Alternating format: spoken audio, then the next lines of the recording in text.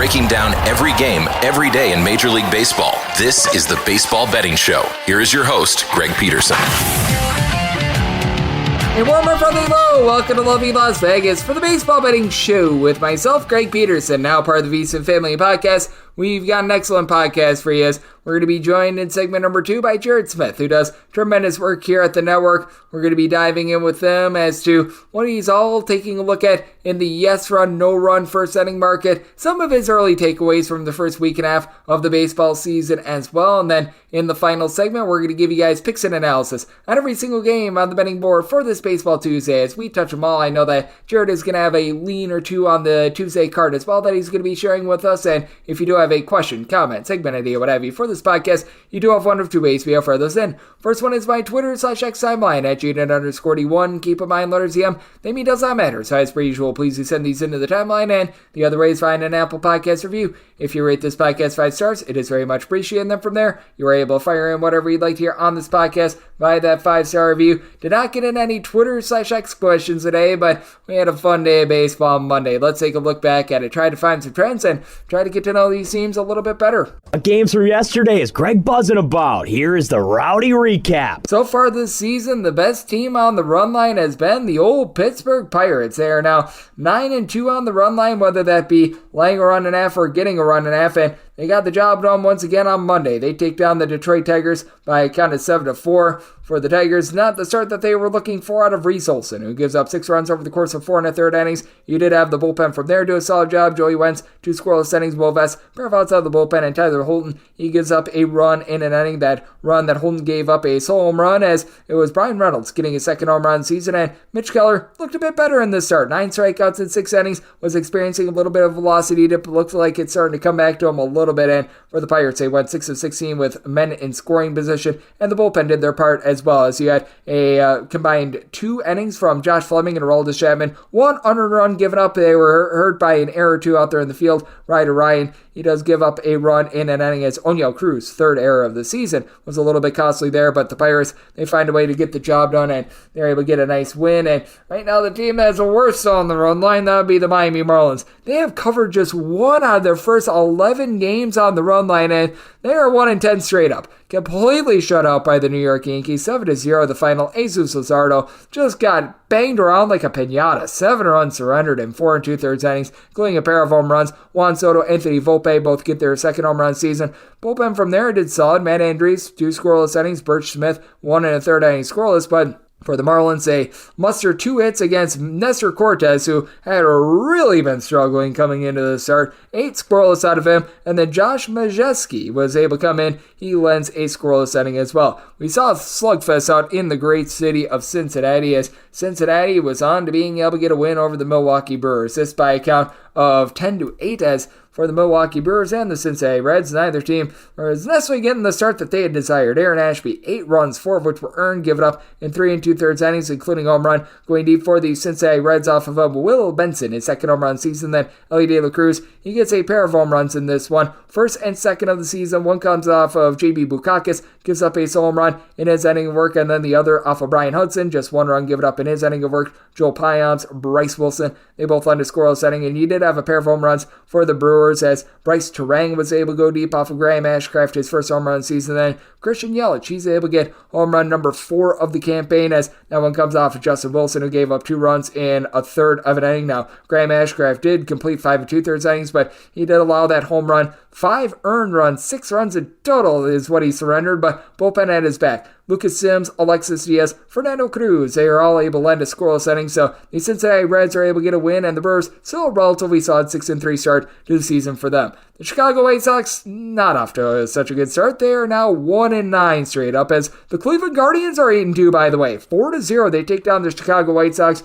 Tanner Banks was essentially the opener for a bullpen game. Gives up 1 run in 2 1/3 innings. Jared Schuster actually looked good in long relief as well. 3 scoreless innings. Dominic Leone gives up a run in an inning. Tim Hill, ditto for him, a run given up in an inning. And Brian Shaw did allow his home run in his 2/3 of an inning, as Jose Ramirez gets his second home run in the campaign. But The White Sox, they just were unable to muster offense. They stranded 9 men on base. They go 0 of 7 with men in scoring position, and they committed 3 errors in this one. It's just a myriad of issues for the sad organization. Tristan McKenzie wasn't necessarily sharp, but no runs surrendered in 5 2/3 innings despite walking 4. Tim Aaron gets it out of the bullpen, and then you have Hunter Gaddis along with Emmanuel Clase and Cade Smith all lend a scoreless inning to be able to get the job done out there. And for the Toronto Blue Jays, they entered into Monday having scored 3 runs or fewer in 7 of their last 9 games.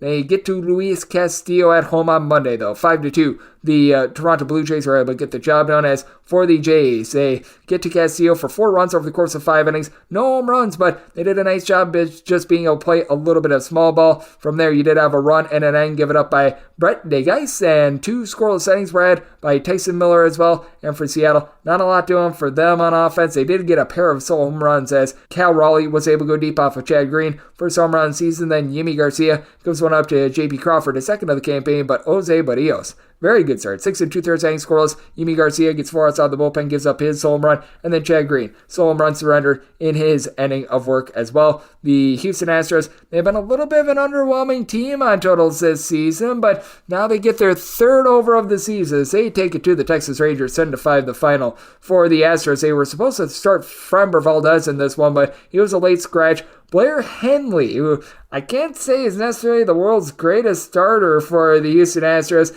This was a rough start for him. 5 runs surrendered in a third of an inning, and everyone else stepped up from there. Seth Martinez, 3 2/3 innings scoreless. You had 2 scoreless innings out of both Brandon Belock along with Taylor Scott, and then Brian Abreu comes in for a scoreless inning. So Henley, in his Major League debut, gives up 5 runs with getting 1 out, and then the Astros bullpen got 26 outs without allowing a single run. Just absolutely wild. And what else was wild was Andrew Heaney. He gives one up to Yordan Alvarez. Alvarez, 4th home run of the season, as Heaney was not long for this game. He gives up 6 runs in 3 2/3 innings, and then he did have 3 runs given up in 1 1/3 innings by Grant Anderson, as Anderson gives up a home run to Victor Caratini, his first of the campaign. Brock Burke, he got Brock and rolled. He did not record a single out, gave up 3 hits and a run, and then Jose Urena. He did not Urena all over this game. 4 scoreless innings out of him to be able to save the bullpen. For the Philadelphia Phillies, they saved their best for last in terms of the offense. Not so much the pitching, as 5-3 they take down the St. Louis Cardinals.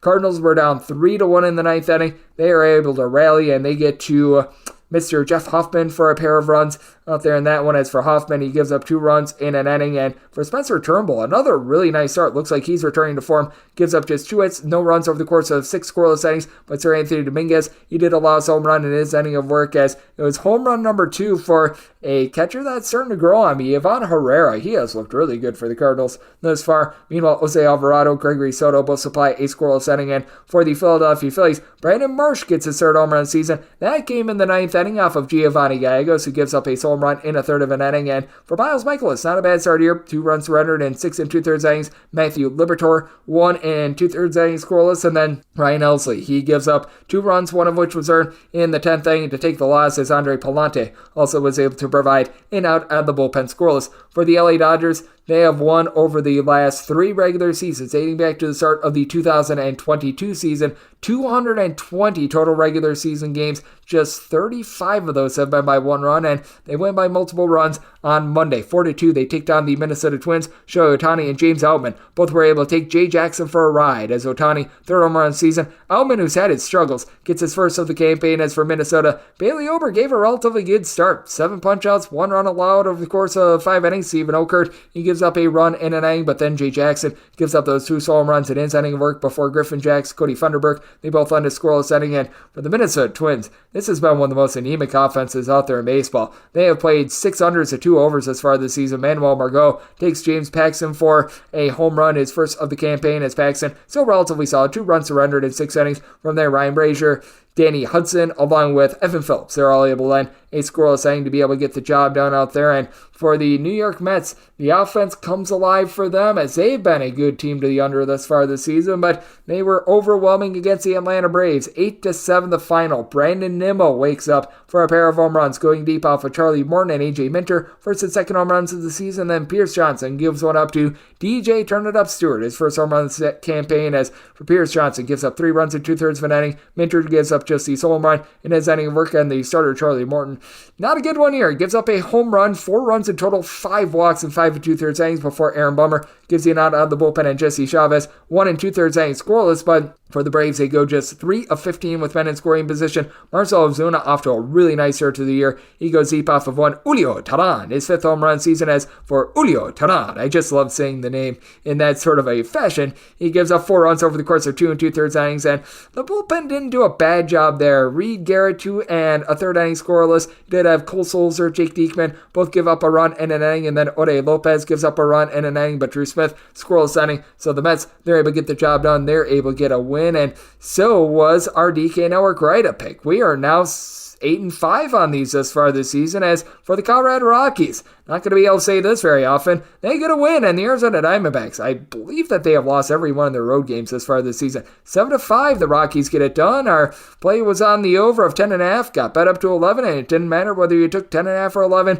Right-up gets there. Zach Gallen, he had 10 strikeouts in 5 innings. Did allow 3 runs along the way, though, and Scott McGough, he lit the game on fire from there. Giving up 3 runs, but he only went 2/3 of an inning. Joe Mantiply, he provides a scoreless inning, and then Luis Frias, 2 innings pitched by him, gives up a home run to Charlie Blackmon, his first home run season for Kyle Freeland. Much better outing here. He had entered into the game giving up 17 runs while recording 17 outs. He does give up 4 runs in 5 innings, but only 2 of which was earned. He had Ryan McMahon not help out his cause. He created a fielding error out there, but from there, Peter Lambert, 2 scoreless innings. Justin Lawrence gives you a scoreless inning, and Nick Mears got into a bind. He gives up 3 walks in the 9th inning, including 1 run, but Jake Bird cleans up the mess. He's able to land a scoreless inning, so the Diamondbacks now 4-7 to start the year. Less than savory out there, and this was very much less than savory if you're a Tampa Bay Rays fan. Just 1 run scored by them. The LA Angels, they get the job done by a count of 7-1. Zach Eflin, pretty Eflin awful. 5 runs surrendered over the course of 5 innings, and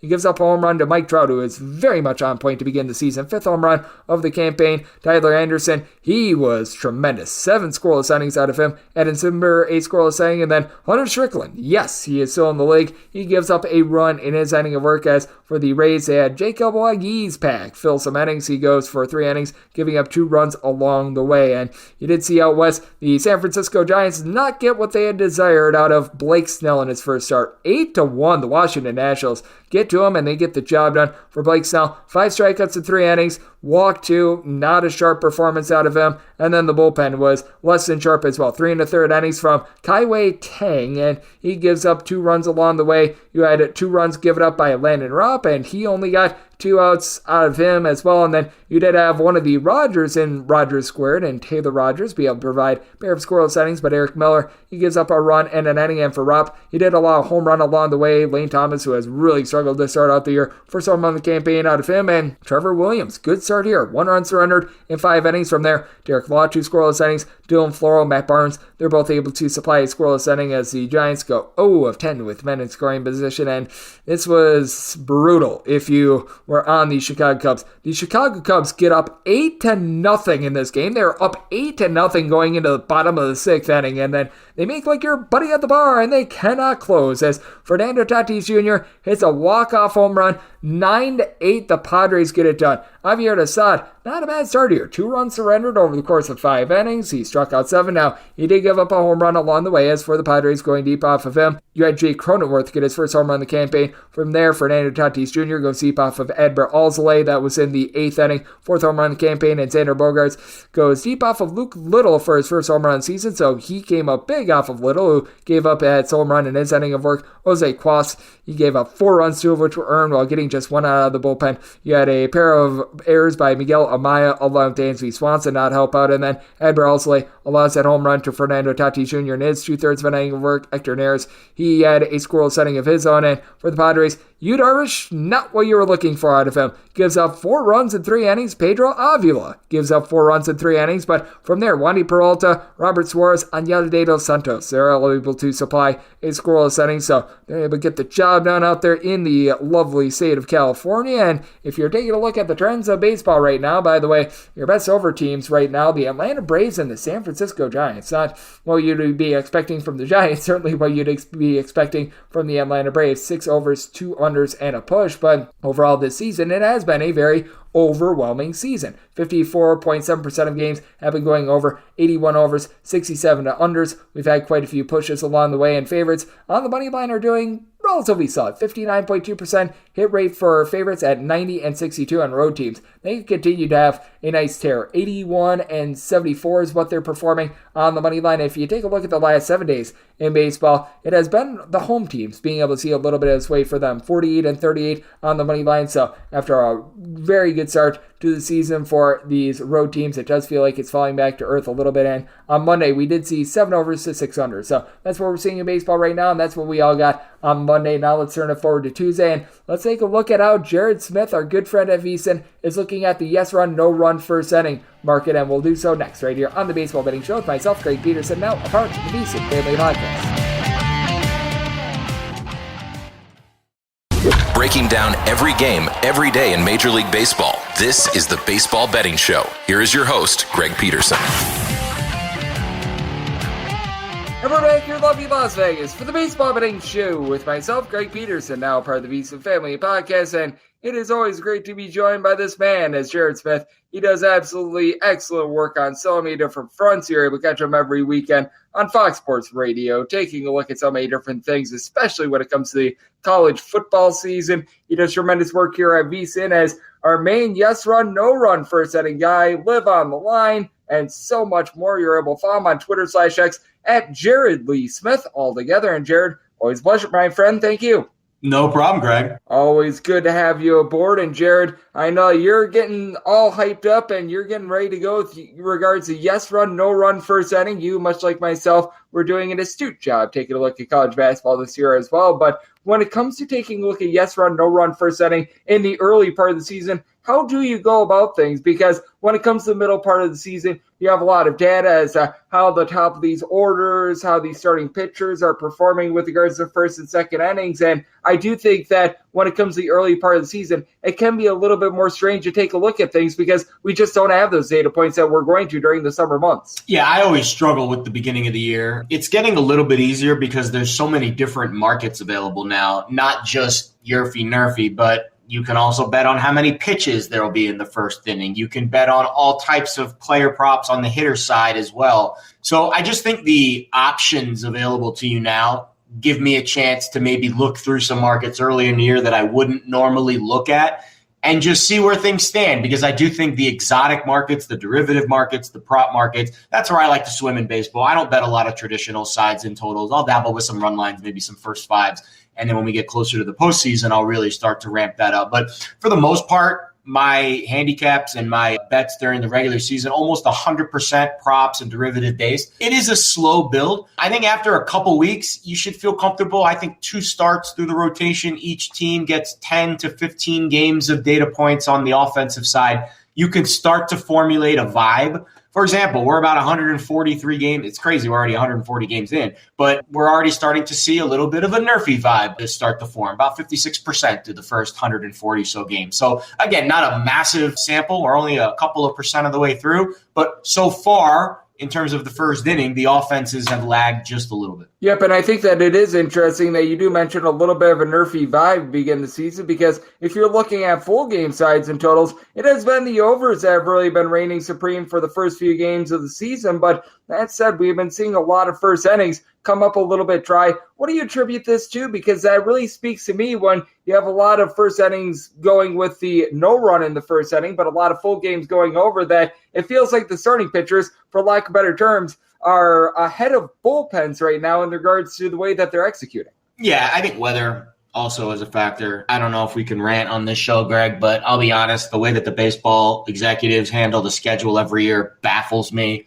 Absolutely baffling. They continue to open up northern cities like it's the middle of May. They opened the season on the Sweet 16, which, as 2 college basketball junkies like we are, we didn't love that. I think that is a big part of it. And I think if the schedule, for example, if we were starting the games today, first week of April, I'm not going to say it's significantly better, but you might get 1 or 2 less 35-degree days where it's hard to hit, it's hard to pitch, and it makes our job as handicappers a little bit different because there's so many different vibes on the field. For example, in the NFL, you kind of know who the cold weather quarterbacks are. and who can handle it. In Major League Baseball, there's so many more intricacies to when a game is played in extremely cold or frigid or weird weather. And I think it's the game that's most impacted by weather. So I never understand why we start. It seems like we start earlier and earlier every year instead of later and later. But the weather, to me, the first month of the season has more of an impact than we probably lead on.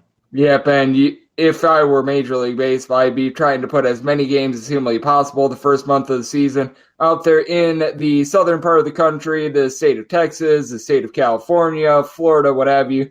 Not so many games out there in an outdoor ballpark like Philadelphia or New York. Those are the games that you want to have played more towards the summer months in regards to those stadiums. So I'm right there with you guys. Jared Smith, who does tremendous work here at VSIN, is joining me right here on the Baseball Betting Show. And with regards to what you've seen thus far this season, has there been a team or two that you've been able to find some good data on, whether it be backing them in terms of a year fee, a nerf fee, or is it just in general one of these cases where there's a few teams of mystery? Because I remember last year the Marlins were certainly your team, and they are very different from a season ago with Orioles Soler no longer in the fold and, quite frankly, their entire pitching staff being injured. That's the big reason why. The reason why the Marlins was such a fun bet for us last year to the nerfy is their offense went through this really bad lull, but they also had this elite pitching staff with Alcantara and even Luzardo and Rogers. I mean, they had, it seemed like every day, and then Yuri Perez, who unfortunately is done for the year, it seemed like every day they had an ace out there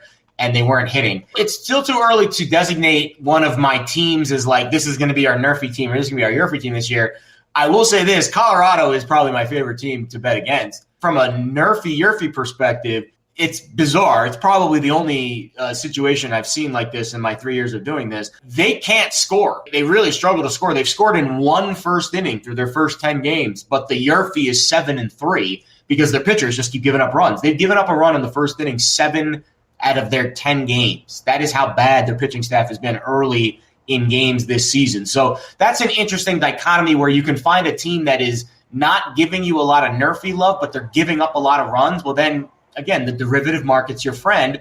You can bet on the team the Rockies play to score a run in the first inning every night at pretty significant plus money, plus 145, plus 150. Even at Coors Field, that's around plus 160. So, again, look to the derivative markets, look to find different places and unique ways to bet these teams, but there hasn't been that, oh my goodness, I have to bet this every day kind of team arrived just yet. Yep, and I do think that might come later on during the season, and it might be a little bit of a dynamic sort of situation as well. And how much do you take a look with regards to yes run, no run first inning at some of those teams that they might start slow and then pick it up a little bit late with regards to offense, or vice versa? Because we see it every single year where a team might start out strong on offense and then flail down the stretch. Like, I take a look at a team like the San Francisco Giants a season ago. They were actually halfway decent in the first half of the season in generating runs, couldn't generate anything to save their lives in the second half of the season. And I always do think that there's those intricacies and those dynamics where some teams just start out strong and then they just flail out towards the back half of the season, and you can get some fool's gold when it comes to the early part of the season. I think there's a lot of that'll come. I just don't think we're there yet.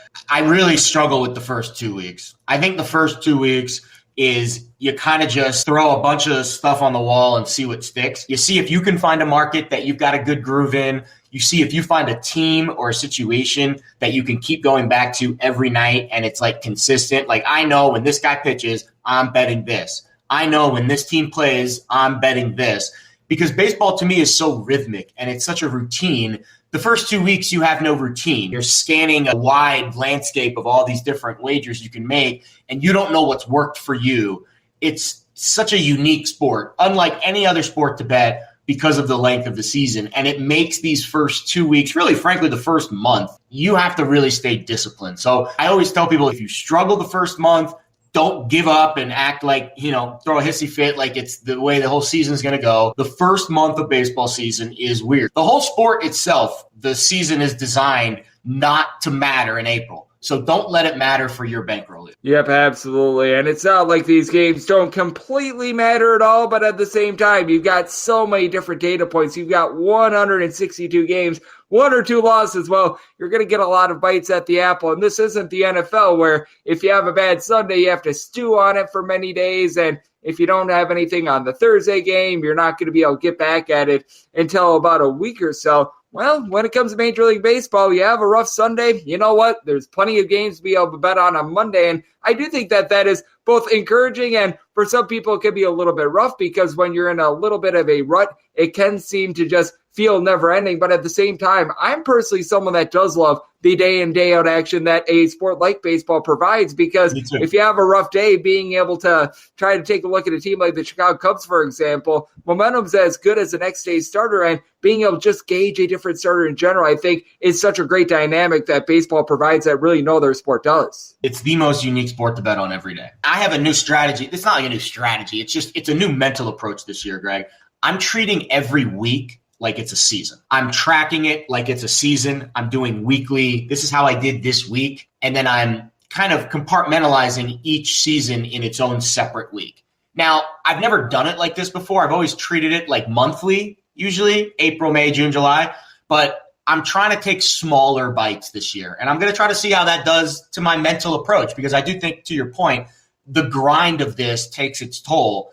And if you're looking at a sheet that says April down 20 units, you're like, man, that's a lot of ground to make up. But if you can reset that and be like, all right, I'm fresh this week, it's a way to just kind of stay mentally fresh. So I'll see if that works. We'll give it a month or two and see if the weeks are just getting a little bit too short. I do like changing up your strategy. I like changing up your approach. I like changing up your mindset because this is a sport that will wear on you. And you have to figure out new ways and fresh ways to approach it. And it's weird. It's a sport that also relies on a lot of consistency and discipline. But to me, you also have to be willing to adjust and adapt. And those are two very unique skill sets. And the ability to mesh those together, the marathon and the ability to kind of cut fast and move quick. To me, those are two very different ways to look at the betting markets. And it takes a very specific type of guy or girl to be able to handle this over a 6-month stretch. Yep. And I do feel like the grinders truly get rewarded in baseball because if you're trying to get rich quick in terms of the game of baseball, that's going to be very much a defeatist effort. This is the ultimate marathon sport, as you were alluding to, as Jared Smith,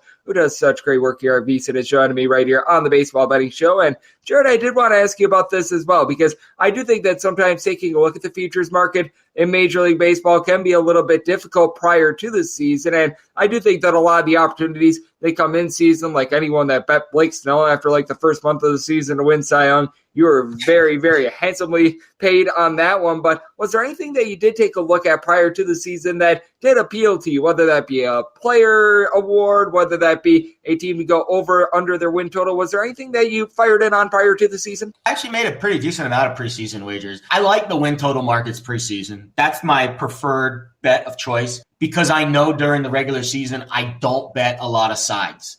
So I pick teams that I want to bet on or against, and I kind of treat it as a full season money line bet, where I can follow along these teams all year long and feel comfortable that, I've got good value because I'm betting over, over time instead of just one game. Diamondbacks over 83.5, Reds over 81.5 wins, Brewers under 77.5. That one's not looking great, but I think Milwaukee will slow down. And this is the one that, let's be honest, guys, Rockies under 6.5 wins. That felt like taking candy from a baby. I don't know how they get to 61. That means they have to not lose 100. So a really tough ask if they only lost 99 or 100 games this year. I think they're ticketed for 110 losses. Also, Pete Alonso over 41.5 home runs. That was a pretty simple handicap. It was twofold. One, he's in a contract year. The Mets look awful. I don't know if that's going to help or hurt his cause. We'll see how the vibe is for the next month or so with the Mets.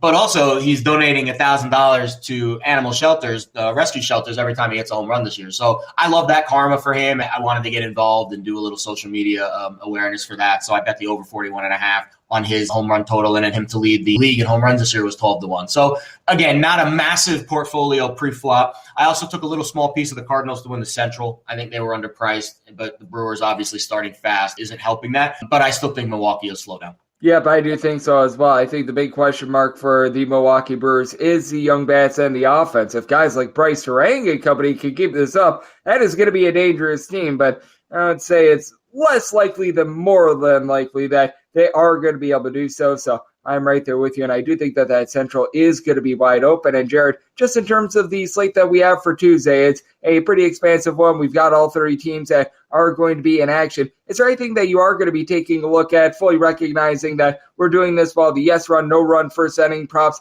are not up yet? Typically strikeout props, they don't get hung until very, very late overnight as well, things like that. But anything that you have your eye on for Tuesday? Burns on the mound for the Orioles. That'll be always interesting. This Detroit-Pittsburgh series is unique, too. Both of these teams have kind of captured the hearts and minds of the baseball world the first couple of weeks, especially the Pirates, who are actually the most profitable team in baseball on the money line through the first 10 games of the season. Don't know how I feel about Martin Perez, but Casey Mize has ERA over 6, so maybe Pittsburgh stays hot. And I'm always interested in the Phillies. I think they're a team, especially when Wheeler's on the mound. You know, he's got a minuscule ERA. I think that could be a Cy Young kind of vibe for him this year if he can continue to stay on this run. High on the Cardinals this year. So I think that's a series in St. Louis that catches my attention as well. And I think the Rangers and the Astros just played a ridiculous marathon series. That wraps up tonight. I think that ends tonight. But then Houston goes to Kansas City, who, you know, is another interesting young team. And you get some youth that start the year hot, and you see if some of these young teams like Pittsburgh and Kansas City and Cincinnati also above 500, you know, we don't expect those teams to win 90 games and win their divisions. But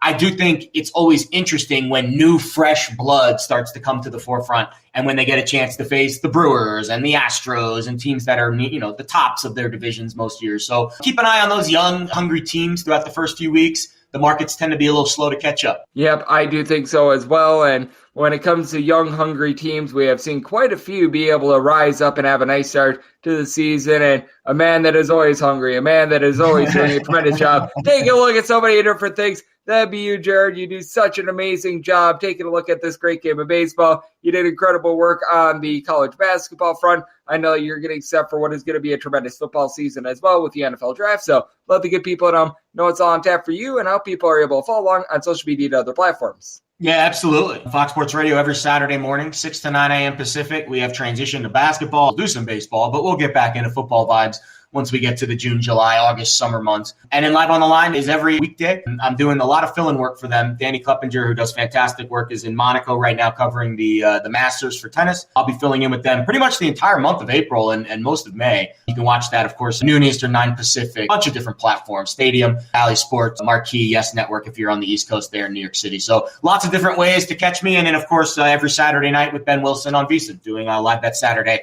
our 4-hour sprint through the betting world. So Saturdays are busy for me this summer, Greg, but as you know, my friend, I would not have it any other way. Absolutely. Jared is a busy man, a hardworking man, and a guy that always brings it on this podcast. Every single time he joins me, I feel like we get just a little bit smarter. So big thanks to Jared for joining me on the Baseball Betting Show, now part of the VSiN Family Podcast. And coming up next, it is that time of the podcast. I give you picks and analysis on every game on the betting board for this Baseball Tuesday as we touch them all. Breaking down every game, every day in Major League Baseball. This is the Baseball Betting Show. Here is your host, Greg Peterson. And we're back here in lovely Las Vegas for the Baseball Betting Show with myself, Greg Peterson, now part of the VSiN Family Podcast. It is always great to be able to get Jared Smith aboard. He does tremendous work here at the network. The show Live on the Line is absolutely sensational. He does great work taking a look at everything with regards to college football when it comes to Fox Sports Radio. When it comes to in season there, he's our main Yerfy Nerfy guy here at VSiN, and every single time he joins the show, always lends great insight. So big thanks to him for joining me in the last segment. Now it is that time of the podcast. I give you picks and analysis on every game on the betting board for this Baseball Tuesday as we touch them all. If a game is listed on the betting board, Greg has a side and a total on it, so it is time to touch them all. Do note that as per usual, any changes that are made to these plays will be listed up on my Twitter/X feed at GNN_41. We are going to be going in the Las Vegas rotation order. This is where we go with the National League games first, then the American League games, and any interleague games. Those are going to be at the bottom. That'll keep things all nice, neat, clean, and easy. So how about if we get things started with 901, 902 on the betting board? The Milwaukee Brewers hit the road. They're facing off against the Cincinnati Reds. Yes, we are on to Cincinnati, and they're on to one Frankie Montas getting the start for them, and Joe Ross goes for the Brewers, and the Brewers do find themselves as underdogs of between plus 130 and plus 135, minus 145 to minus 155, that number on Cincinnati. 9.5 is the total. Under is between minus 110 to a minus 120. Over is between even a minus 110, and it's a circumstance where I set the Reds at a minus 146. I needed at least least a plus 135 to take a run line of minus 1.5. Right now, seeing that at plus 130, so it's a little bit chalkier, but I'm going to stick with the money line. Frankie Montas has just been injured the last few seasons, and I've liked what I've seen out of him in his first few starts. This is a little bit more of a hitter's ballpark, but you do have a Milwaukee Brewers team that, despite the fact that they had that outburst on Sunday, despite the fact that you do have quite a few guys that have started out the year quite hot, still do have my question marks with some of these younger guys. Jackson Chourio does look like he's going to be the real deal, but Bryce Terang, Blake Perkins, these are guys that I do have question marks about. Sal Frelick looks like he's picking it up a little bit, and Christian Yelich, William Adames in the middle of the lineup. They look to have returned to form. Yelich had a little bit of a return last season, and looks like he's fully back this season. Meanwhile, for Cincinnati, you do have a few question marks with regards to consistency of all these players at the plate as well. Ellie De La Cruz, he's able to make the amazing play, but is he going to be able to make the routine play? Christian Encarnacion Strand, Jameer Candelario, these guys are both posting up a sub 300 on base, but you've had Nick Martini be able to supply a few home runs. Stuart Fairchild at the top of the lineup has been relatively solid, and both of these teams have some pretty formidable bullpens. The bullpen advantage is going to be going to the Milwaukee Brewers, as you've got Elvis Peguero, Joel Payamps. They're very good in the middle of the bullpen. Abner Uribe can sometimes be a little bit wild, but he's got really good stuff. But the question mark is Joe Ross, because I was talking about the injuries to Frankie Montas over the last few seasons. Joe Ross hadn't really pitched at the big league level since 2021, prior to his first start of the season against the Twins, where he only went 3 2/3 innings and walked 5. So I've got massive question marks there in terms of command. He's always been an okay pitcher at the big league level. Nothing great, nothing terrible, nothing that'll blow you away, but a little bit off-putting what we saw in that first start. And for the Cincinnati Reds, this is a lineup that honestly didn't hit as great as you'd expect them to at home a season ago, so it does make it interesting with regards to the total, just because it is still a little bit colder out there in Cincinnati this time of year, despite the fact that it is a little bit of a bandbox of a ballpark, but much so more towards the summer months rather than right now. And for the Reds, it's not an amazing bullpen, but I have quite a few guys I like. Brent Suter was very good when he was with the Colorado Rockies last season, but had to throw some long relief over the weekend. Fernando Cruz had a sub-2 ERA about 2 seasons ago. Buck Farmer is someone that's able to get the job done along with Lucas Sims. When you have TJ Antoni sub, but he's injured once again, as he always is, but Alexis Diaz, one of the better closers that you're going to find out there in the big leagues. Did some I total 9.4. I think that Ross is going to get lit up a little bit, but the bullpen is going to be able to help stabilize things, and I do think that the Reds find a way to be able to get the job done at home. Going to be looking at the under on 9.5, and we'll lay up to minus 145 on this Reds money line. 903, 904 on the betting board. It's the New York Mets. They hit the road. They're facing off against the Atlanta Braves. Reynaldo Lopez goes for the Braves, and Adrian Oncom Doogie Howser is on the bump for the Mets. Mets are an underdog of anywhere between plus 160 and plus 170. Meanwhile, anywhere between minus 184 to minus 192 is your number on the Bravos. 10 is the total. The under is between minus 115 to a minus 125. Over is anywhere between minus 105 to a plus 105. And we're going to be going with the under in this spot. I did set my total at a 9.8. And when it comes to this Atlanta Braves team, they've got no shortage of firepower. You just take a look at them 1 through 9. Every one of these guys is a really good professional hitter, perhaps aside from Chadwick Trump on the few days that you get him out there. But all in all, this is a very fearsome lineup. But I actually liked what I saw of Reynaldo Lopez in his last start. He was able to go out there through 5 relatively solid innings, and the White Sox just had no idea how to utilize him. It's a White Sox team that is just out of sorts in general, and it looks like you might have a little bit of something here with Reynaldo Lopez, who throughout his career has always been a right around 9 strikeout per 9 inning guy for Adrian Howser. He did also work on being able to control the walks last season with the Milwaukee Brewers. He was pretty miserable during the 2021-22 seasons, giving out 4 walks per 9 innings, more like 2.7 walks per 9 innings last season. That's big because he's more of a pitcher contact guy. Last year got a little bit over 7 punch-outs per 9 innings. Always has had a little bit more struggles on the road rather than at home, but first start of the season for him, he's able to go out there, goes 5 innings, allows just 1 run, so that was a good start for him. And you do have a Mets lineup that certainly was able to wake up yesterday, but it has been a Mets lineup that in general has been off to a rough start to the season. You've got Pete Alonso, Francisco Lindor, DJ Turner-Up Stewart, Jeff McNeil, all hitting a $167 or lower, and they should be able to pick it up a little bit, but Lindor just has not really worked out in New York, to say the least. It's been Brett Baty, Francisco Alvarez, who have been the 2 guys that have really been carrying the team. Now, Brandon Nimmo was able to get a 2 home run game yesterday, and that's absolutely big for him, but all in all, I do think that these struggles are going to continue against an Atlanta Braves bullpen that is one of the best out there in the big leagues. They now have Tyler Matzik back in the fold after he was missing all of last season. Has been a little bit of a touch-and-go situation with the likes of Pierce Johnson, AJ Minter to begin the season, but I think that they're going to fortify themselves. You still have Rocio Iglesias back there, and then with the Atlanta Braves, you know that Ronald Acuna Jr. has had a little bit of a rough start to the season. He's going to pick it up. Travis d'Arnaud has been quite impressive throughout his career. He's having a little bit of a rough go of it to begin the season, but Orlando Arcia, Jarred Kelenic at the bottom of the fold, they've been able to give you good production, and I do think that the Atlanta Braves going to take it to a Mets unit that, even though they were able to pick it up with regards to their lineup yesterday, I saw massive question marks with them. They had scored 3 runs or fewer in regulation, non-extras, in all but 3 of their games as far this season, so I'm going to be looking at the under semi-total 9.8, and with the Braves, I set them at a minus 112 on the run line. Right now, we're finding that more in the neighborhood about even money, plus 105. I'm going to be willing to take that Braves run line with the just firepower that they've got on offense to go along with the under. 905, 906 is the DK Network write-up pick, as you've got the Philadelphia Phillies on the road taking on the St. Louis Cardinals, as Sonny Gray goes for the Cardinals, and Zach Whelan and Dylan Wheeler's on the bum for the Phils. Phillies are in between minus 123 to minus 130 favorites. Between plus 110 to plus 116 is your number on St. Louis. 7.5 is the total. Unders between minus 115 to a minus 120. The overs between even and minus 105. And right up here is going to be on the over. I set my total more around an 8.2 with Sonny Gray. He's going to be making his first start of the season after beginning the year on the injured list, and gotta feel like he's going to be on a little bit of a limited pitch count, and they're going to be utilizing kids' gloves with him, as he was the big offseason acquisition for St. Louis last season while he was with the Minnesota Twins. Led the American League in both fielding independent and fewest home runs per 9 innings among qualifying starters, with right around about a 280 fielding independent, 0.4 home runs surrendered per 9 innings, and in his 32 starts, gave up 3 runs or fewer in all but 3 of them, but even if he goes like 5 innings, gives up 2 or 3 runs, he is backed up by a bullpen for the Cardinals that, for one, had to take part in an extra inning game yesterday, so both of these bullpens a little bit more tired than normal, and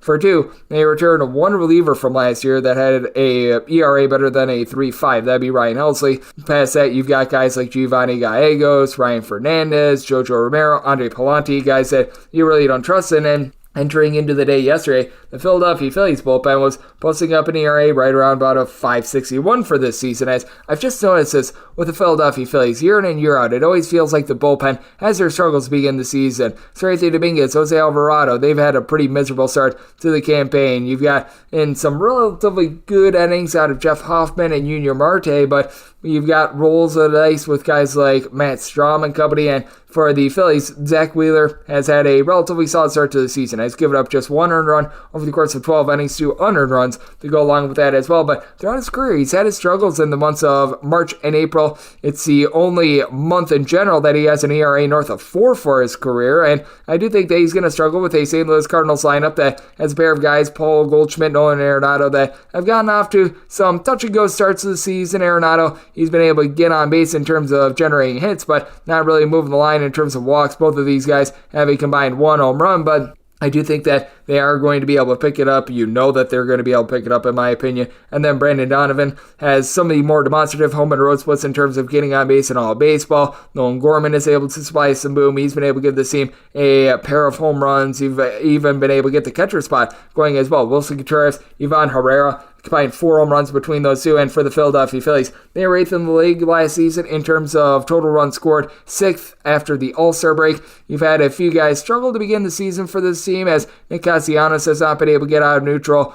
You've got Yohan Rojas, who is clearly out there for his glove and not his bat, but JT Realmuto sitting at 300. He's been able to supply a pair of home runs. Bryce Harper stands that 3 home run game, has not really gotten it going. I do think that he's going to be a bit more consistent in general. Alec Boehm, guys like this, you do need them to get it going a tad bit more, but I do think that they're going to be able to do so. I think that even though you've got 2 top flight pitchers out there in Gray and Wheeler, that both of these offenses do get cooking, and I do think that the extra innings yesterday certainly does help with the bullpens being tired. tired. So did set my total at 8.2. My write-up is on the over, and I set the Cardinals as a very slight favorite. With the Phillies, I just don't trust in this bullpen right now. So I'm going to be looking at the money line of St. Louis, and my write-up is going to be on the over. 907, 908 on the betting board. The Colorado Rockies playoffs, the Arizona Diamondbacks. Merrill Kelly goes for the Snakes, and Cal Quantrill is on the bump for Colorado. And Colorado is a sizable underdog, anywhere between plus 160 and plus 167, between minus 180 to minus 195 is that number on Arizona. The last game is 11. The over is between minus 110 to a minus 125. The under is anywhere between minus 110 to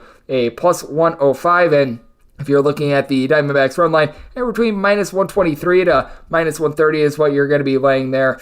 I'm willing to go up to a minus 125 on this Arizona Diamondbacks run line. Wouldn't want to lay anything more than a minus 125, but going to be willing to lay it. The Diamondbacks were gotten yesterday by the Colorado Rockies. I don't think that that's going to be happening too much moving forward. And hey, to the Rockies' credit, they've been able to win 2 out of the 5 games that they played against Arizona thus far this season. But with the Colorado Rockies, you just have a very unreliable bullpen, to say the least, with this unit. Now, granted, a lot of the runs that they gave up, both with regards to starter Kyle Freeland along the bullpen, quite a few of those were off of the errors that we saw yesterday. But that said, you just take a look at this Rockies bullpen, and Victor Vodnik is right now one of your most trustworthy guys. You're looking at guys like Nick Mears, Jalen Beeks, Jake Bird coming out of the bullpen, and that's an issue. And you do have an Arizona Diamondbacks team as well that is not too trustworthy in the bullpen, which is why I'm going to be taking a look at the over. I set my total at 12.3. We saw Luis Frias have an issue yesterday. Miguel Castro, not someone that you can necessarily trust. And I actually like their long guy in Bryce Jarvis. Kevin Ginkel is relatively okay, but Joe Mantiply went down the toilet bowl as well. But this is a Diamondbacks unit that currently ranks in the top 5 of the big leagues in terms of runs per game. You've got the top of the fold really doing a nice job. 1 through 5 in their lineup yesterday,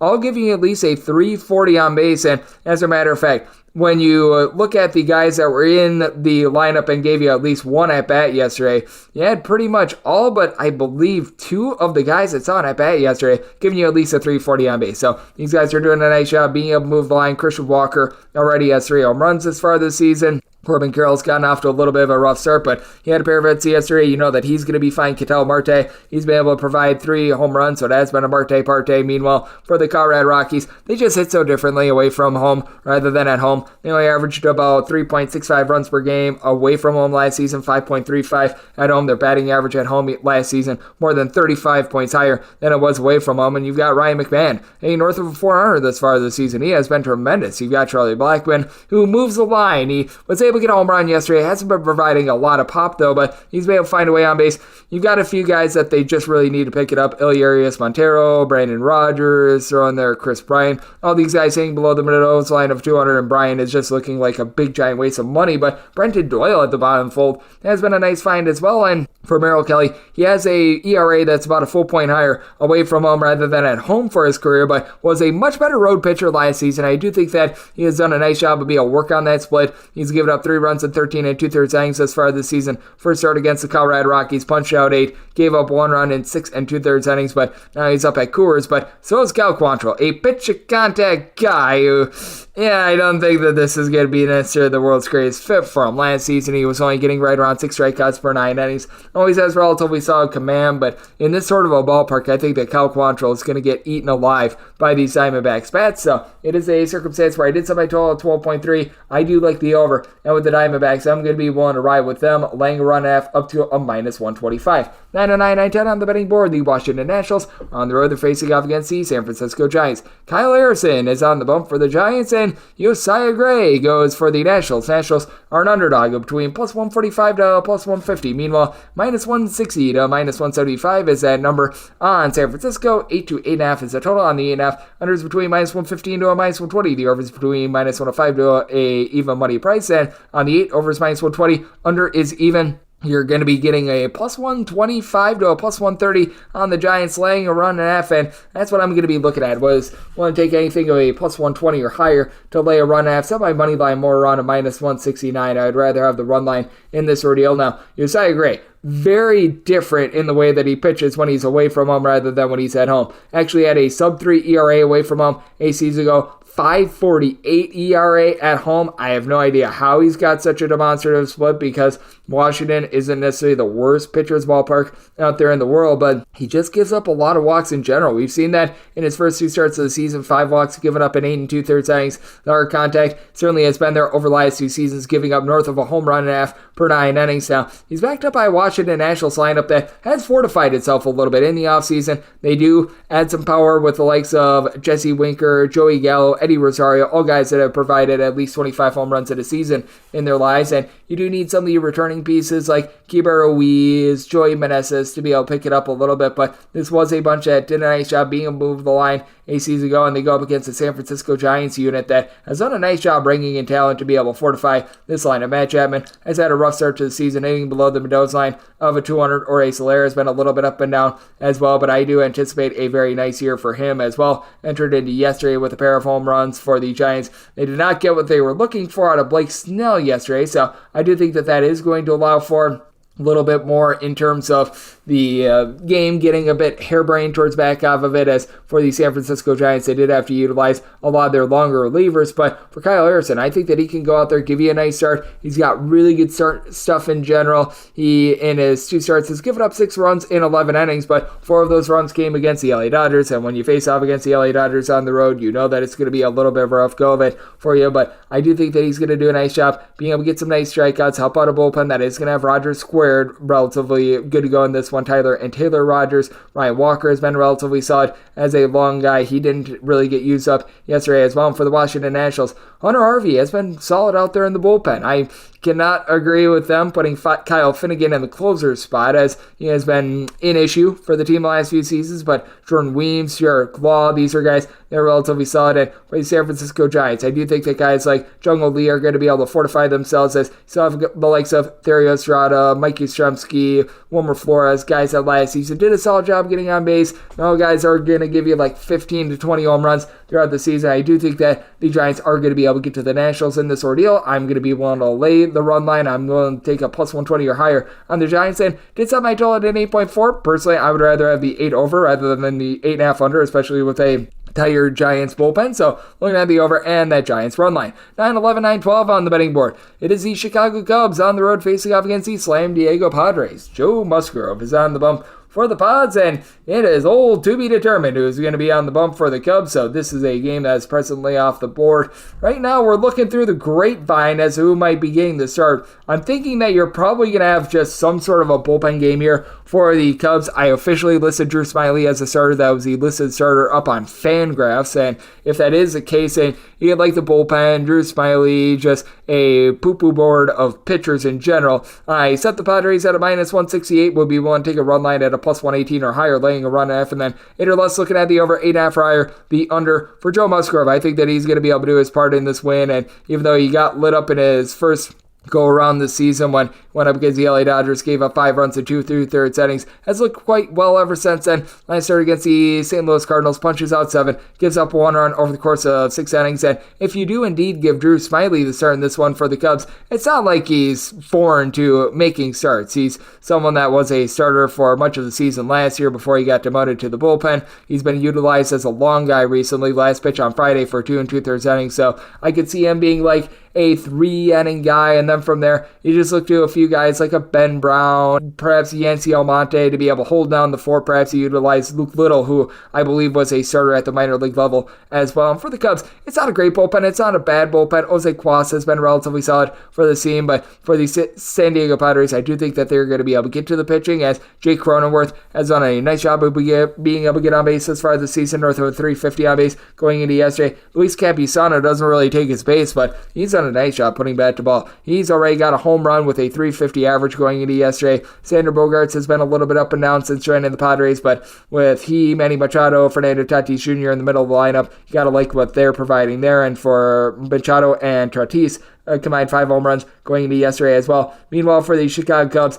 you just have a lot of balance in general with this team. For the Chicago Cubs, you have to love what Cody Bellinger has been able to do the last few seasons after it looked like his career might be on the fritz with the LA Dodgers. He's already got 10 plus RBI as far as the season. Then You have the likes of C.A. Suzuki, Christopher Morel, Ian App, Dansby Swanson. All these guys are hitting north of a 290. All these guys anticipate being able to give you 20-plus home runs this season. Nico Horner has had a little bit of a tough time getting on base, but you know that that's going to come around for him. So I do think that for the Padres, they should be a pretty good-sized favorite. I do think that after both teams were able to hang north of a touchdown on the board yesterday, things are going to be a little bit more calm in this game, as it is still a start out there in Petco Park, one of the most pitcher-friendly ballparks in the big league. So 8 or less, looking at the over 8.5 or higher, the under for the Padres. Set them at a minus 168 on the money line. Would be willing to take plus 117 or higher, laying a run and a half. 913, 914 on the betting board. It is the Baltimore Orioles on the road facing off against the Boston Red Sox. Brian Bayo is on the bump for Boston, and one Mr. Corbin Burns is on the bump for Baltimore. Baltimore is a favorite of anything between minus 128 to minus 135, and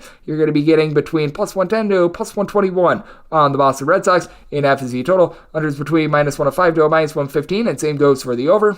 With the Orioles, I did set them as a favorite. I'm going to be willing to lay. Set that out at minus 131, so seeing the minus 128s out there, wouldn't want to go past a minus 130, but here at a minus 128, that is my buy point. Really like Brian Bayo as a pitcher. I think that he's one of the more underrated guys out there in the big leagues, and I think that he's doing for a good year, but you can tell that his stuff doesn't necessarily play the most favorably to Fenway. Good news is it's relatively cold still out there in the northeast part of the country, so that's going to be able to help out, knock down some of those balls that might be flying out during the summertime. He's got a really good changeup, but sometimes can get tattooed a little bit, as we did see that in his start against the Oakland A's. Gave up 4 runs over the course of 5 innings, including a pair of home runs, so that's a little bit concerning, but has done a really nice job being able to work on command. Not a high swing and miss guy, but just watching him in the spring this offseason, I do think that he is going to be able to improve upon the right around about 8 strikeouts per 9 innings that he was able to get a season ago. He just doesn't quite compare to Corbin Burns, though, and if we're being frank, probably got a little bit fortunate last season for Bayo. 454 fielding independent a season ago compared to a 424 ERA. Meanwhile, for Corbin Burns, throughout his career, he's always pitched better away from home rather than at home. His stuff just didn't really play well to Milwaukee and what was once known as Miller Park, but he's done a really nice job being able to dial things in. Last year was actually the whip leader in terms of qualifying starters out there in the National League, and first 2 starts with the Baltimore Orioles, relatively solid. 3 runs surrendered in 10 2/3 innings. Did allow a home run to Mike Trout, but you know what? Lots of guys are going to be allowing a home run to Mike Trout, but you just go back to 2023 and what he was able to do in starts away from home. 2.77 ERA compared to a 4.28 ERA when he was in Milwaukee, so he's going to be comfortable in this setting, and he goes up against a Red Sox lineup that it feels like they're a little bit all or nothing. You've got to love what Tyler O'Neill has been able to provide for the team. I'm not sure why the Cardinals gave up on him, but 5 home runs this far this season. He has been absolutely incredible. You've got Rafael Devers, who's off to a little bit of a slow start to the season with the batting average, but still a 342 on base, pair of home runs for him. The question is, can these young guys like Tristan Casas, Jaron Duran, Emmanuel Valdez that had success last season be able to pick it up? Duran is hitting well above a 350. Other 2 gentlemen, they're below a 330 in terms of their on base, and you got Masataka Yoshida, who hasn't provided a lot of power, but has been able to move the line for the Red Sox since being acquired. And for the Baltimore Orioles, you've got just a very well-rounded and deep lineup. You've got guys that you're able to platoon against righties and lefties, so that's a big advantage for the team. Jordan Westberg is someone who is up and coming, has had a little bit of a rough start to the season, but I think that he's going to be able to pick it up. But you've got Gunnar Henderson, Cedric Mullins, Anthony Santander, who have all been able to supply multiple home runs this season. Now, all 3 of these guys need to pick up their average. They're all below a 300 with regards to their on base, all below 225 in terms of their overall average, but Adley Rushman, Ryan Mountcastle are doing a good job being able to move the line. Ryan O'Hearn, one of the more underrated hitters in this lineup. Personally, I think that he's good enough to be an everyday guy, and I do like this Orioles bullpen a little bit more than that of Boston's. Now, Boston does have in the 8th and 9th inning Chris Martin along with Kenley Jansen, and Jansen, when it's not a big-time game, typically comes through for you. Now, everyone else is a little bit of a roll of the dice. Josh Winkowski can be a relatively solid long guy, but when you get into more of the less than trustworthy guys, that could be an issue. Meanwhile, for the Orioles, you just have to avoid Craig Kimbrell. I wish I could put it any other way, but that guy is absolutely terrible. That said, you've got the likes of Danny Coulombe, Yunier Cano, Jacob Webb, Dylan Tate. These are all relatively solid options for the Baltimore Orioles. I do think that Corbin Burns is going to be able to go out there, turn a nice start, and I do think that this is going to be a game where both of these guys are going to give up a little bit just because it is Fenway Park. I set my total at 8.6, so you're at the 8.5. I'm going to be looking at the over, but with Baltimore, we'll lay up to a minus 130 on this money line. 915, 916 on the betting board. The Cleveland Guardians play host to the Chicago White Sox. Mike Soroka is on the bump for the Sox, and Logan Allen goes for Cleveland. And Cleveland, anywhere between -$2 to -225 favorites, anywhere between +180 to +190. That number on the White Sox, 8.5 is the total. Over and under, anywhere between -105 to -115. And if you are looking at the run line of the Cleveland Guardians, I'd be willing to go up to about a -110 or so there. And right now we're finding that at a pretty favorable price, in my opinion. You're getting that right around even money. I'm going to be willing to take that even money run line for the Chicago White Sox. This is just a rudderless ship at this point, because you've got a guy that I like in Luis Robert is able to provide a little bit of power, but absolutely no plate discipline with darn near anyone other than Andrew Vaughn, who's having a relatively rough start to the season. You've got a bullpen that is just cataclysmically bad when you're looking at guys like Dominic Leone, along with Tim Hill. Davy Garcia is your main bullpen pieces. That's not necessarily too tremendous. And for the Chicago White Sox, they just can't really generate any runs because they don't necessarily have a lot of power. Paul DeJong is hitting $150 with 2 home runs. He's right now leading the way for the team. Moncada has been able to move the line a little bit, but now they're dealing with an injury to Eloy Jimenez. I believe that Luis Robert might be out of the fold as well. I think that he got injured a day or two ago as well. So, you just have a myriad of different injuries for this team, and it is just horrible. Meanwhile, for Logan Allen, he should be able to go out there and really be able to lock down these guys. For Logan Allen, had a relatively nice year number 1 with the Cleveland Guardians season ago, posting up a 3.81 ERA. Strikeout numbers are there, nearly 9 punch-outs per 9 innings. He give up a little bit too much with regards to walks, but clearly is a bit more comfortable in Cleveland rather than away from home. And for the Guardians, this team is not going to be blowing you away with the amount of home runs that they hit or anything like that. Jose Ramirez has been able to hit a pair of bombs as far this season, but they've got a lot of guys that they just find a way to be able to move the line. Jose Ramirez, Stephen Kwan, Will Brannon, and Brian Rochio. These are all guys that are hitting at least a 260 for you. I do think that you're going to be able to get quite a bit moving forward out of Josh Naylor, who he's hitting at 300. Not necessarily the world's greatest power bat, but he's able to supply some power. And for the Guardians, they're dealing with an injury right now to James Karinchak in the bullpen, but still have Emmanuel Clase, who's able to close things out in the 9th inning. Hunter Gaddis has had a nice second act as a bit of a reliever. They pick up Scott Barlow in the offseason, so I do like where this bullpen is at. Do not like the fact that they lose Angel de los Santos in the offseason, but I do think that they're going to be able to get to Mike Soroka, who's been okay with the Chicago White Sox thus far. Gave up 2 runs in his last start against the Kansas City Royals. Swing and miss stuff just clearly is not there. 2 strikeouts in 2 starts.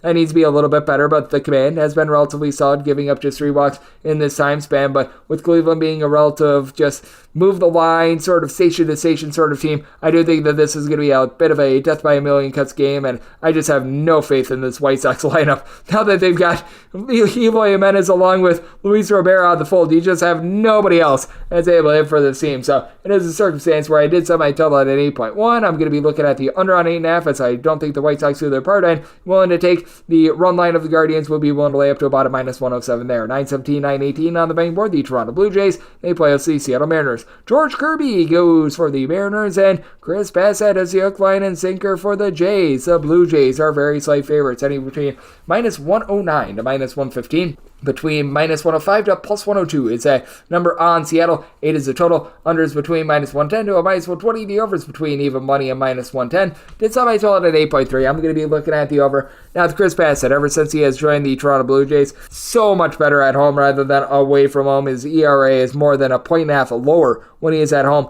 rather than away from home, and he gives up just in general a little bit less hard contact. I do think that that's going to be very beneficial. I do think that the Blue Jays coming home, that's going to be able to help out their overall offensive numbers, as going into the series, they had scored 3 runs or fewer in 7 out of their last 9 games. They wake up yesterday with being able to put 5 runs up on the board, and for the Blue Jays, it has been a miserable start for them on offense, but you have to feel like these guys are going to be able to pick it up. Now, have we overrated some of these young prospects like Boba Shed, Vlad Guerrero Jr., Alejandro Kirk? Sure, but these guys are all hitting below 220 right now. I do think that they're better than what they are showing. Kevon Biggio has had a little bit of a resurgence this year after he was rough last season, providing north of a 360 on base. Justin Turner has been good in the middle of the lineup. He's been able to give you north of a 400 base, and George Springer currently not inning for average, but he's given the team a pair of home runs as well. And then for Seattle, they've had a miserable start to the season at the plate as well. Their top 6 hitters in the lineup yesterday, only one of them hitting above a 207, that'd be Mitch Haniger. Whenever he puts on a Seattle Mariners uniform, as that's once every 2 years,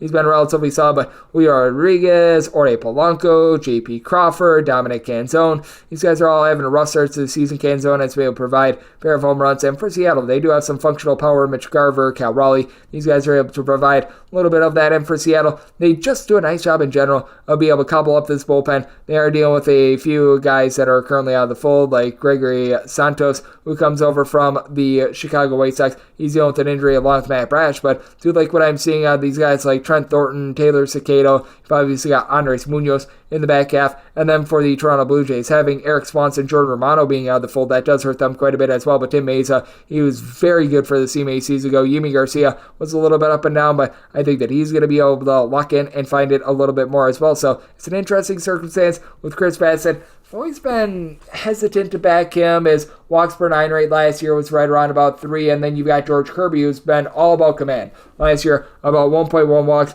per 9 innings, but when he gets hit hard. You saw that in the first 2 starts of the season. First start, relatively solid go of it against the Boston Red Sox, 6 2/3 innings scoreless, and then the Cleveland Guardians forced him to cough up 8 runs, 6 of which were earned over the course of his 3 2/3 innings in that start as well.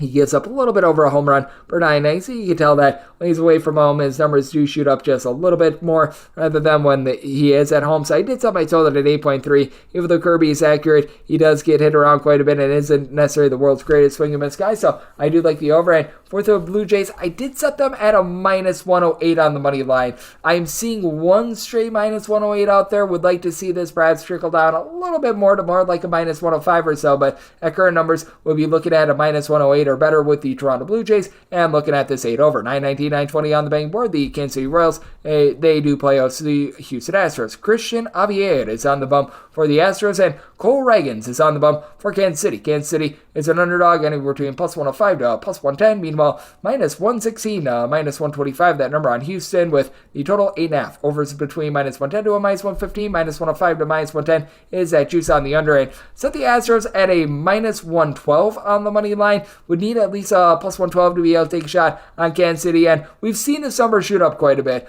Royals open up between even money and plus 105 on the money line. If we could just get this up about 2 to 3 cents, I would be willing to take a shot there. And if all else fails, if you're able to get a halfway decent run and a half run line price, right now you're laying minus 150, would need it to be a little bit lower. But if this goes down to perhaps like a minus 140 or so, I'd be willing to entertain that, as well as I was willing to go up to about a minus 155 in terms of getting a run and a half with Cole Reagans. Right now, that plus run and a half is what's calling my name. The minus 1.5. You're only getting plus 130 on the Astros with that. Just no value to me in this spot, because I do think that for the Royals, are going to have a little bit of a tough time hitting Christian Javier, who was terrible towards the back half of the season last year. Like, last 18 starts, he was posting up an ERA north of 5, but he has had a real resurgence this season. First 2 starts has not allowed a single run now. Has gotten out of some sticky spots, 6 walks surrendered in 11 innings, but it appears as though his swing and miss stuff is starting to return. Meanwhile, Cole Reagans has been filthy. 16 strikeouts in 12 1/3 innings in his 2 starts, has allowed just 1 run. Problem is, he's backed up by a bullpen that is just absolutely terrible. You've got James McArthur, who's right now one of your main long relievers, and it's not a place where you want to be. You've got guys like Chris Stratton and Will Smith trying to be some of your more trustworthy relievers. And for the Houston Astros, they have taken a little bit of a hit in terms of some of their bullpen depth. Guys like Ryan Stanek, Hector Neris that were there a season ago, they're not there in the fold anymore, but I do think that Josh Hader, after a little bit of a rough start to the season, he's going to be able to pick it up. You've got Ryan Presley, who I do like, and you got a lineup that I do think that is going to round into form as the season goes along. I have a little bit more faith in their lineup rather than that of the Kansas City Royals. They busted out for 10 runs yesterday, and you've got Yordan Alvarez now firing all cylinders. He had a home run in the final 2 games of that series against the Texas Rangers, fact hitting north of a 365 on base. Alex Bregman just always starts out a little bit rough, but he had a 3-8 game yesterday. Jose Altuve has been able to give you north of 400 on base, and Jeremy Pena, after he was rough last season, he's been solid. The big issue is Jose Abreu, Mauricio Dubon at the bottom of the fold. Meanwhile, for the Kansas City Royals, Bobby Witt Jr. has been amazing. guy is hitting north of a 300. He's been able to do a nice job providing some power. Salvador Perez, along with Nelson Velasquez, multiple home runs to their name this far this season, and MJ Melendez, trio of home runs as well, but many of the Royals' home runs game against the Chicago White Sox beginning of the season. We know where they are at in terms of their team. I have just not a lot of faith whatsoever that we're going to be able to get good support for Cole Ragans. So, while I do think that Cole Ragans provides a relatively good start, I do think that in the end, do need to make the Astros a little bit of a favorite. I set them at a minus 112. So, hey, I was talking about being able to get north of a plus 110 to be able to take a shot on the Royals. If we get down to minus 112, I'd be willing to take the Astros as well. So, a little bit of wait and see mode. If worse comes to worse, I would just take the run half with the Royals at more like a minus 145, minus 150, but going to be waiting on that money line price to move, and did set my total at an 8.2, so you're at the 8.5, also looking at the under. 921, 922 on the betting board, the Walker Texas Rangers playoffs to the Oakland A's. Alex Wood goes for the A's, and Nathan Eovaldi is on the bump for Texas, and Texas is back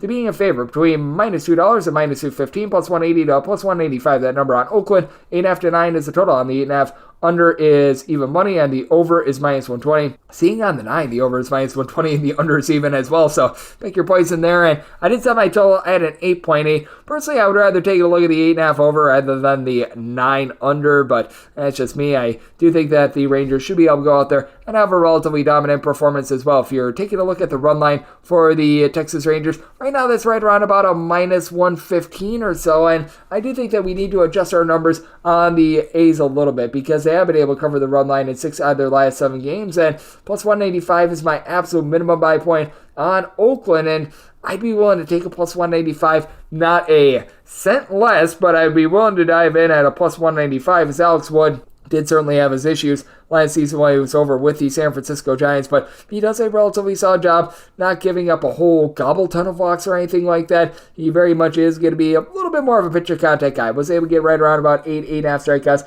a season ago, and hasn't been too bad with the swing and miss stuff this season with 10 punch-outs and 8 1/3 innings, but I do think that that's going to tame down a little bit. Goes up against someone in Nathan Eovaldi that he does a nice job of being able to give great command as well. We saw that last season. Prior to him getting injured for pretty much the back half of the season, he was giving out less than 2.5 walks per 9 innings, just 2 walks in his first 13 innings thus far this season, but when he gives up hard contact, he certainly does give it up. Texas has been playing very friendly to him recently, but you've got an Oakland A's lineup that I feel like is a little bit better than what a lot of people want to give it credit for. Zach Gelof, JJ Bleday, both of these guys have north of a 330 on base, and for Oakland, their numbers always get warped offensively because they play in one of the most pitcher-friendly ballparks in all the big leagues in Oakland. When they're away from home, it's not like there's some sort of monster with regards to bats, but they're not quite as bad as they are at home. At home, they hit less than a 225 as a collective. That did go up away from home. J.D. Davis has been able to supply a pair of home runs. You've got someone in Brent Rooker who last season was an absolute monster to begin the season, has started out a little bit rough. Nick Allen, Seth Brown, these are guys giving you a sub 250 on base along Shea Langoliers, but I do think that there's going to be a little bit of upside there. And then for Texas, no question about it. You've got a lot of guys who are able to rip the cover off the ball. You've got Wyatt Langford, who's a young prospect who has not been able to hit the home run ball quite yet, but has been pretty solid in his approach at the plate. That's going to be coming sooner rather than later. Adolis Garcia has been able to supply 4 home runs, and then you've got the likes of Corey Seager, Marcus Semien, Jared Walsh, Eli Carter, who've been able to give you north of a 370 on base this far this season. Carter not necessarily hitting for average, but finding a way to be able to get on base. And for the Rangers, they did fortify their bullpen a little bit in the offseason. Kirby Yates, David Robertson, they're relatively solid along with Jose Leclerc. I actually do like this bullpen this season, and for the Oakland A's, Danny Menes is actually a relatively solid reliever, and while I think that Mason Miller certainly should be a starter, if you're able to get him for multiple innings, that helps out as well. So at a plus 195 or higher, wanted to take a look at the Oakland A's, set their money line at a plus 195, and did something I told at an 8.8. You're at the 8.5, going to be looking at the over as well. 923, 924 on the betting board. The Tampa Bay Rays, they hit the road to facing off against the LA Angels. Patrick Sandoval goes for the Halos, and Aaron Savali is on the bump for Tampa Bay, and Tampa Bay is a favorite of anywhere between minus 112 to minus 125, anywhere between plus 102 to plus 112. Your number on the Halos, 8.5 is the total, over and under, both at minus 110. And for the Rays, I set them at a minus 117, so we're pretty much in between my numbers with the minus 112 to minus 122, and at the minus 112, I'm willing to lay that number with the Rays.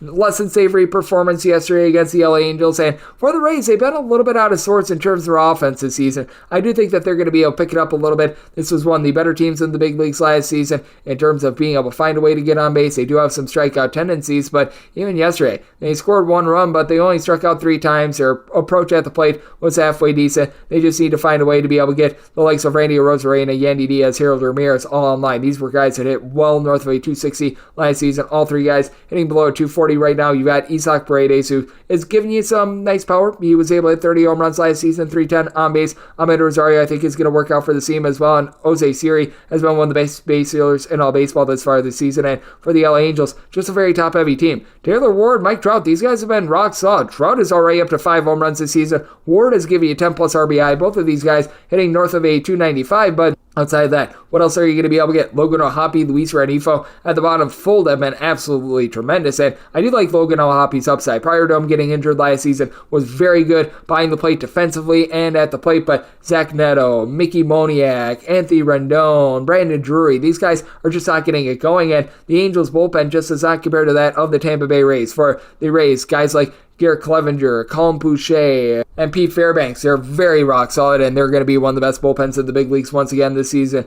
Meanwhile, for the Angels, they're looking to kick the tires on Carson Fulmer once again. You've got Hunter Strickland, who's so ancient and is a big giant waste of money out there in the bullpen. Adam Simber's another reclamation project for them. Matt Moore, Carlos Aceves have been rock solid in the 8th and 9th inning, but the rest of this bullpen is a whole bunch of failed relievers from past seasons that are looking for pretty much one last gasp at the big league level, so I have a tough time being able to back them. And for Patrick Sandoval, I've just never been a fan of the way that he pitches. He doesn't necessarily give you a whole bunch of swings and misses. He gives up darn near 4 walks per 9 innings. The only thing that he does relatively okay is be able to mitigate the hard contact. Last season, in terms of home runs on a per 9 inning basis, he was giving up right in the neighborhood about 0.7, and he's done that the last few seasons, but that said, I do have my question marks with him, especially with him pitching out there in Los Angeles, where just the fences in general are a little bit strange. You've got the short left field fence, and I do think that that's going to be hurting him quite negatively this season. And for Patrick Sandoval, if you take a look at the home and road splits that he provided a season ago as well, it always felt like he was just a little bit more comfortable when he was away from home rather than when he was at home, supplying a 3.81 ERA away from home, 4.46 ERA when he was at home. And for Aaron Savali, when he came over to the Tampa Bay Rays last season, he was posting up a sub-3 ERA with the Cleveland Guardians, but his fielding independent was way more than a point higher when he was out there versus his ERA. Meanwhile, the Tampa Bay Rays, he posted up a 3.63 fielding independent compared to a 5.36 ERA. So we'll see if he can finally get things to iron out for him, as every single year it feels like his fielding independent is either a point higher or a point lower than his ERA, but he's really worked on the swing and miss stuff. When he came over to the Tampa Bay Rays, was getting about 11.5 punch-outs per 9 innings, and in his 12 starts overall with the Tampa Bay Rays, has gotten 11.3 strikeouts per 9 innings. He's got a 4.55 ERA with Tampa Bay, but a 3.66 fielding independent. He has only been giving up about 2.2 walks per 9 innings. I think that he goes out there, lends a relatively solid start, though. I do think that the Angels, middle of the fold, they're going to generate a few runs, but I do think that the Rays get to Sandoval as well. Did sub a total at an 8.8, looking at the over, and with the Rays, one to lay up to a minus 116 on this money line.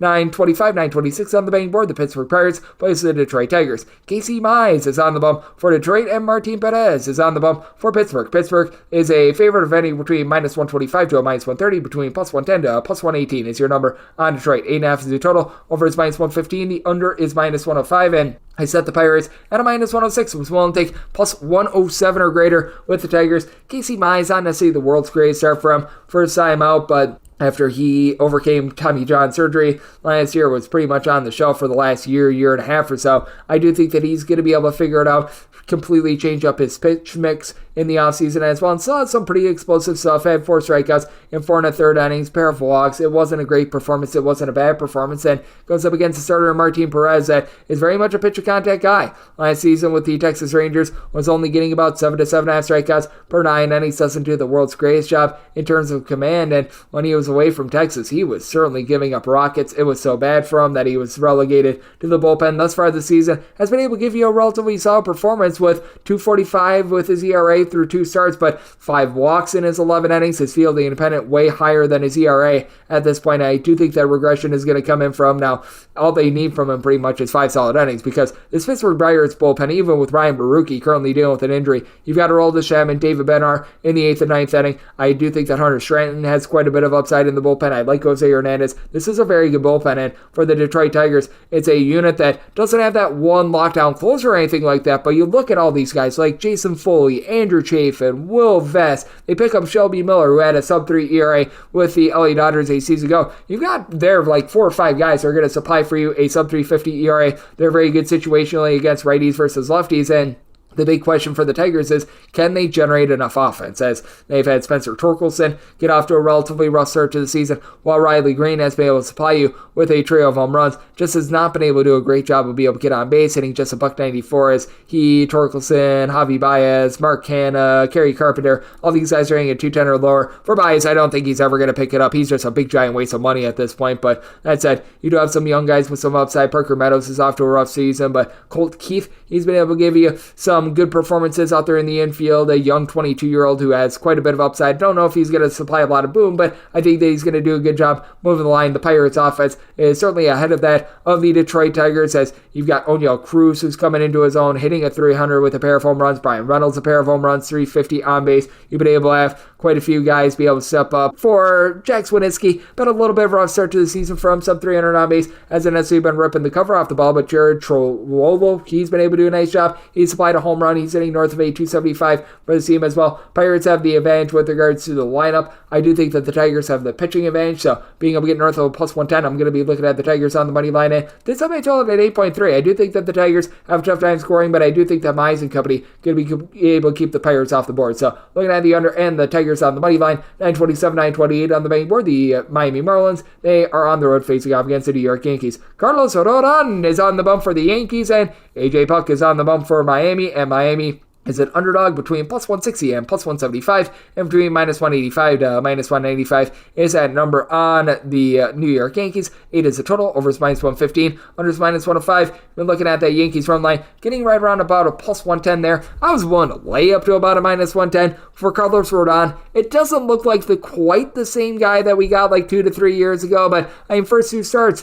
279 ERA, giving up 3 runs in 9 2/3 innings, just 7 strikeouts in that time span, and the 5 walks. That is a little bit concerning, but he looks a whole heck lot better than he did a season ago. That's marked improvement going up against the Astros and the Arizona Diamondbacks, both on the road. That's a relatively rough go of it, and yet the Yankees were able to pull out both games, so you feel good there. AJ Puck, meanwhile, is a career reliever that they're having to throw into a starter's role, and he's made it 6 innings and 2 starts, allowing 8 runs, 6 of which earned against the Pirates and the Angels, both at home. I mean, this is just not working out for them. He has issued 9 walks in 6 innings. The command is just not great. He's a short burst pitcher, and the Miami Marlins, because they've lost 3 starters on the injured list, have had to convert him into a starter, and right now the experiment just is not working. They've got a Miami Marlins team that yesterday scored as many runs as Greg Peterson. That would be 0. You lose Jorge Soler in the offseason, which means that Jake Berger and perhaps a little bit of Brian De La Cruz, that's your main form of offense in terms of power right now, and Luis Arias just doesn't have the same plate sort of approach they had a season ago. Got lifted in the game late for Nick Gordon. He's hitting just a 250. That's been an issue. Tim Anderson has done an okay job of moving the line, but he provides no power whatsoever. And then the guys at the bottom of the fold, Nick Fortes, Vidal Brujan, Emmanuel Rivera, these guys are just giving you a big giant nothing burger as well for the New York Yankees. While they're not going to be like the most dominant lineups or anything like that, being able to bring in someone in Juan Soto that even when he's not hitting home runs, he's got 2 thus far this season, he just moves the line. That's so big for a Yankees team that didn't have that when Aaron Judge was out of the fold this season ago. And heck, I mean, the Yankees are trying to runs despite the fact that Judge right now has 2 home runs and is hitting a $175. You've had Giancarlo Stanton be able to find the fountain of youth. He's got 3+ home runs this season. Still not doing a great job of getting on base. A little bit of an all or nothing hitter, but at the very least, he's giving you now something. Anthony Volpe, he's had a nice approach at the plate along with Oswaldo Cabrera. Though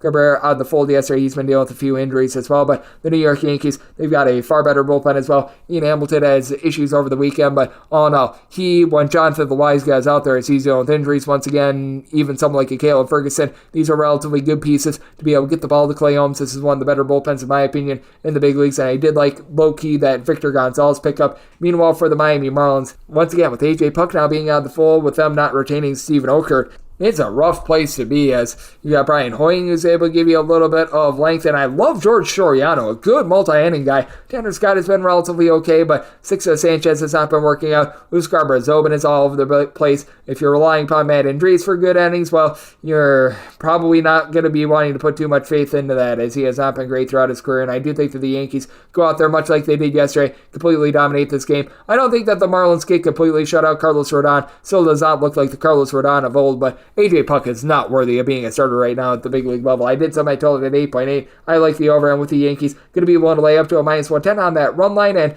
we wrap things up with 9:29, 9:30 on the betting board. It is the LA Dodgers on the road facing off against the Minnesota Twins. Louis Varland is on the bump for Minnesota, and Tyler Glasnow, better known as Oppenheimer, is on the bump for the Dodgers, and the Dodgers are between minus 170 to minus 180 favorites, between plus 145 to plus 157 is that number on Minnesota. 8.5 is the total. The under is minus 115. The over is minus 105. And if you're looking at the Dodgers laying a run and a half, I think between minus 102 to minus 110 is that number. I was willing to go up to a minus 108 for the LA Dodgers over the last 3 seasons. So this is the 2022 season, 2023 campaign, and here in the early goings of 2024. This team has played just 35 games where they won by 1 run, and overall in that time span, they've had a grand total of 220 wins. So they're very reliable, laying that run and a half. You've got a Death Star lineup that features Mookie Betts supplying 5 home runs, hitting at 375. Shohei Ohtani, after a little bit of a rough go of it first few games, have to wonder if the off-the-field situation was affecting him a little bit, but he's back, 3 of home runs, 380 on base. He looks tremendous. Oscar Hernandez is giving you 4 home runs. You do need a little bit of help at the bottom of the fold. Guys like James Outman, Chris Taylor, Gavin Lux off to a little bit of a rough start, but this is a Dodgers team that even with those guys off to a rough start, they're finding a way to get on base. They're one of the best teams at drawing walks in the big leagues, and for the Minnesota Twins, this team just has a lack of power with Royce Lewis out of the fold. This Twins team as a whole, they have provided 4 home runs this year with Royce Lewis, who has only seen 2 at-bats, providing one of them. Byron Buxton just is not in good form right now. About a 300 on base, 233 average. You just need a little bit more out of him. This team has stolen a grand total of 2 bases in 8 games, so they are creating a lot of havoc out there on the base path. Alex Kirilloff, Carlos Correa, they're pretty much the only 2 guys other than Manuel Margot they're getting on base. They've got 3 guys that have seen an at-bat for this team, other than Royce Lewis. They're currently hitting above a 233, and those are the 3 guys. So it has been really, really bad for the Twins with regards to the lineup, and it's a shame because the bullpen is not too bad. Jay Jackson, Cody Funderburk, not household names, but they're relatively okay. Brock Stewart, he was able to rock and roll his way to some good innings. I like the pickup of Steven Okert, sub 3.5 ERA last season with the Miami Marlins, and pretty comparable to the LA Dodgers and what they've got in the bullpen with Bruce Gratterall being on the fold. The Dodgers, they have a good way of being able to pick guys up off the scrap heap and be able to turn them into nice relievers. Ryan Brazier was really struggling last year since he put on Dodger Blue, a sub 2 ERA. Connor Brogdon got pretty much let go by the Philadelphia Phillies, and now he's on the Dodgers. I think that he could be a nice reclamation project. Evan Phillips is someone I do like in the bullpen as well, really able to lock down games. But with the Minnesota Twins, for Louis Varland, it's just all about keeping things out in front of him and not giving up the big giant mistake, because Varland has some relatively nice stuff. He's not an amazing swing and miss guy, but he's a good swing and miss guy, and he's relatively young. I believe that he's something like 25, 26 years old. Last season was able to give the team right around 9.5 punch-outs per 9 innings, only gave up 2.3 walks per 9 innings, but the 2.1 home runs per 9 innings absolutely killed him, and thus far this season, he made 1 start. He gave up in that start a grand total of 3 runs. He gave up the deep ball once again, and that was costly for him, costed him the game, and I do think that that's going to be the same thing that we see in this ordeal going against the LA Dodgers, and a guy in Tyler Glasnow that he's just absolutely locked down. This guy over the last 2 seasons has been able to provide right around about 12 punch-outs